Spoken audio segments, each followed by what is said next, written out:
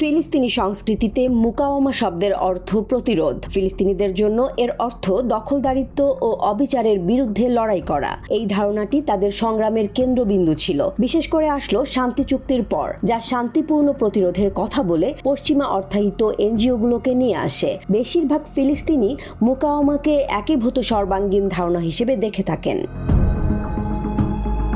ফিলিস্তিনিরা দীর্ঘদিন ধরে প্রতিরোধের অহিংস পদ্ধতি ব্যবহার করে আসছে। একটি উদাহরণ হল 1936 সালের এপ্রিল মাসে 6 মাসের সাধারণ ধর্মঘট, যা ছিল আইন অমান্যের একটি প্রধান কাজ। এই ধরনের প্রতিরোধ 1 শতাব্দী ধরে তাদের সংগ্রামের অংশ। ধীরে ধীরে ফিলিস্তিনিদের জন্য মুকাওয়ামা পরিস্থিতির ওপর নির্ভর করে সশস্ত্র এবং নিরস্ত্র উভয় ধরনের প্রতিরোধই অন্তর্ভুক্ত করে। গাজা একটি ছোট এলাকা, যা ফিলিস্তিনি প্রতিরোধের কেন্দ্র হয়ে উঠেছে। গাজার জনসংখ্যার প্রায় 70% উদ্বাস্তু, যারা 1948 সালে নাকবার সময় বাড়ি ছাড়া হয়েছিল। গাজার ছোট আকার এবং সম্পদের অভাবের কারণে তারা চরম দুর্ভোগের সম্মুখীন হয়েছে। গাজার ক্ষতির ইতিহাস এবং চলমান কষ্টের কারণে প্রায়শই ফিলিস্তিনি প্রতিরোধের নেতৃত্ব দিয়েছে। ইসরায়েলি বর্বরতা প্রায়ই ফিলিস্তিনি প্রতিক্রিয়ার মাত্রা নির্ধারণ করে। এর মধ্যে সাধারণ ধর্মঘট এবং নাগরিক অবাধ্যতা অন্তর্ভুক্ত থাকতে পারে, তবে সশস্ত্র প্রতিরোধ সবসময়ই গাজার মুকাওয়ামার মূল অংশ।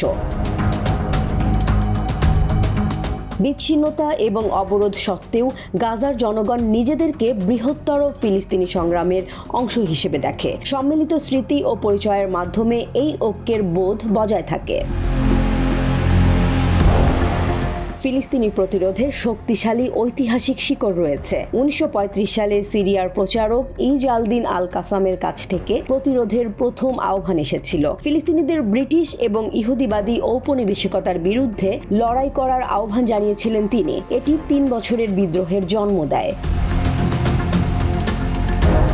1991 সালে গাজায় গঠিত আল কাসাম ব্রিগেড আল কাসামের অনুসারীদের অনুসরণ করে নিজেদের মডেল তৈরি করে। অনেক চ্যালেঞ্জ সত্ত্বেও তারা গেরিলা যুদ্ধে সক্ষম একটি শক্তিশালী প্রতিরোধ বাহিনী গড়ে তোলে। প্রতিরোধের এই নতুন রূপটি ইসরায়েলি সামরিক বাহিনীর বিরুদ্ধে উল্লেখযোগ্য শক্তি দেখিয়েছিল। ফিলিস্তিনিদের প্রতিরোধের দৃষ্টিভঙ্গি বিকশিত হয়েছে। 70%-এরও বেশি এখন বিশ্বাস করে যে সশস্ত্র প্রতিরোধই এগিয়ে যাওয়ার পথ। গাজার প্রতিরোধ পশ্চিম তীরে অনুরূপ আন্দোলনকে অনুপ্রাণিত করেছে, যা একটি নতুন ধরনের ফিলিস্তিনি ঐক্যের দিকে পরিচালিত করেছে। এই ঐক্য এই বিশ্বাস দ্বারা চালিত হয় যে মুক্তি ফিলিস্তিনের ভেতর থেকেই আসতে হবে, বাইরের আরব বা মুসলিম সমর্থন থেকে নয়। সাধারণ ফিলিস্তিনিদের মাঝে আল কাসাম আল কুদস ব্রিগেডের প্রতি সমর্থন বাড়ছে। ফিলিস্তিনিরা মনে করছে প্রতিরোধের মাধ্যমেই স্বাধীনতা লাভ করতে পারে। ইসরায়েল ও ফিলিস্তিনের ইতিহাসের মোড় ঘুরিয়ে দিয়েছে গত 7 অক্টোবরের আল আকসা ফ্লাড অভিযান।